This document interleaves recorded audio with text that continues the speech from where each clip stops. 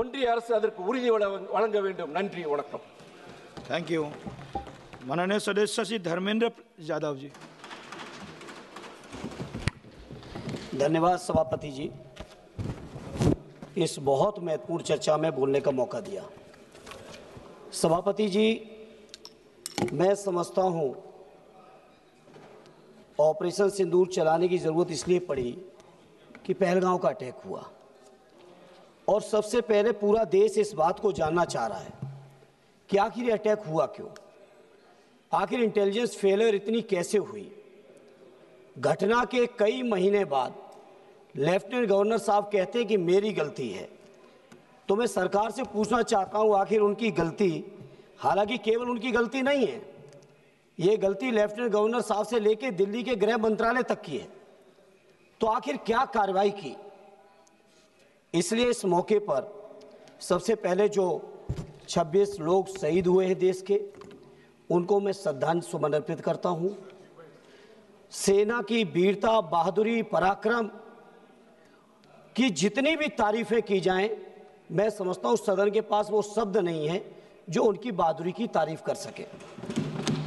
इसलिए क्योंकि श्रद्धेय नेताजी ने रक्षा मंत्री रहते हुए सेना के मनोबल को बढ़ाने के लिए जो काम और प्रयास किया था वो अविस्मरणीय है, कभी कोई भूल नहीं सकता, विशेषकर सैनिक लोग।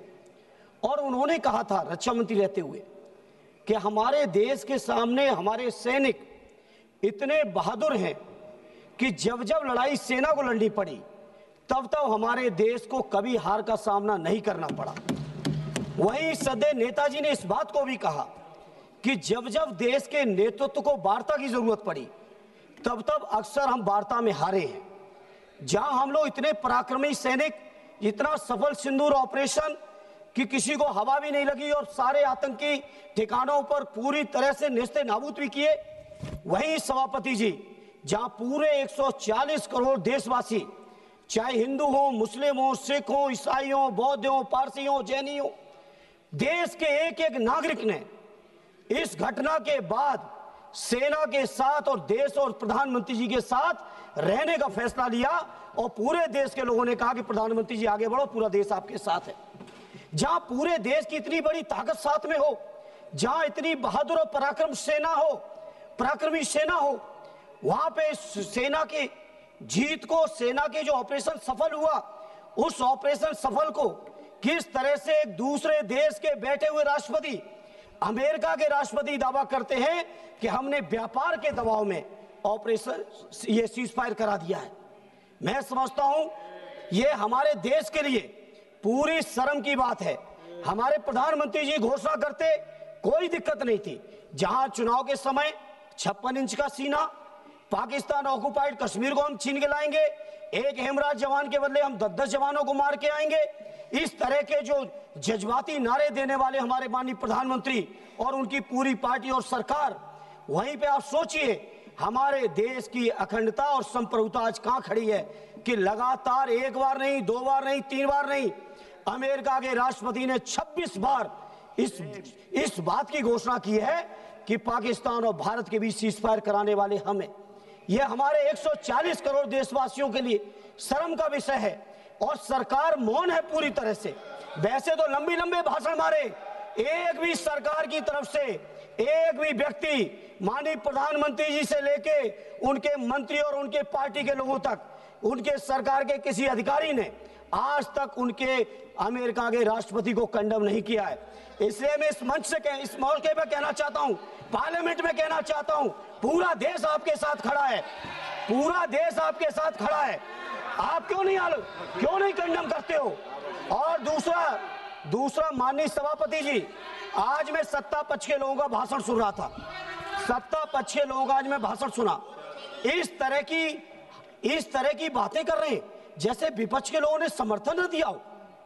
पहलगांव की घटना के पहले दिन से पूरा का पूरा विपक्ष, हमारे नेता आदरणीय अखिलेश यादव जी, कांग्रेस पार्टी के लीडर अपोजिशन राहुल जी से लेके पूरा विपक्ष, और विपक्ष ही नहीं पूरे देश का जनमानस जब साथ खड़ा हो तो आज ऐसे भाषण दे रहे हो कि जैसे केवल सत्ता पक्ष के लोगों ने युद्ध जीत लिया हो। यह युद्ध भारत की देश की सेना ने जीता है। यह युद्ध हमारे 140 करोड़ लोगों की जो ताकत है उस ताकत ने जीता है। इसलिए सभापति जी, सदन में खड़े होकर कहना चाहता हूं, किसी को यह अधिकार नहीं है, हमारे देश का जो नागरिक नहीं है, हमारे देश के जो लोग नहीं है, चाहे वो अमेरिका हो या दुनिया का कोई भी देश हो, किसी को यह अधिकार नहीं है वो ये बात कहे कि भारत का समझौता हमने कराया है। नेहरू जी को आप लोग दिन भर खड़े होकर आलोचना करते हो, लेकिन मैं फक्र के साथ कहता हूं, चाहे नेहरू जी रहे हो, चाहे लोहिया जी रहे हो, चाहे उस समय के कांग्रेसी रहे हो, चाहे समाजवादी रहे हो, किसी ने कभी दूसरे देशों के सामने घुटने नहीं टेके हैं जो आपने टेकने का काम किया। धन्यवाद। ये सभापति जी, जहां आज इस मौके पर आज तक आलोचना नहीं कर पाए आलोचना, नहीं कर पाए, आज जाके कर रहे हो, नहीं कर पाए आलोचना। अमेरिका के राष्ट्रपति की आलोचना अभी तक नहीं कर पाए हो। हम लोग वो लोग हैं, अध्यक्ष जी, हम समाजवादी लोग हैं। नेताजी के समय पर रक्षा मंत्री के कार्यकाल में चीन 1 किलोमीटर घुसा था, 4 किलोमीटर घुसने का काम समाजवादियों ने करके दिखाया था। समाजवादी लोग घबराने वाले नहीं है, पूरा देश आपके साथ है। क्यों नहीं जवाब दे रहे हो? माननीय सदस्य साथ है। 140 जुगल किशोर जी, हमने जो अनपार्लियामेंट्री वर्ड यूज किया मैडम, एक्सपांस कर दिया, कोई भी रिकॉर्ड में नहीं जाएगा। No,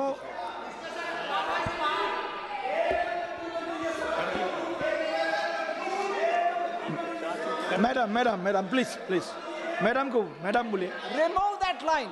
Yes. Please say that. Yes, I remove the line, You remove the should not sentences. say Yes. that.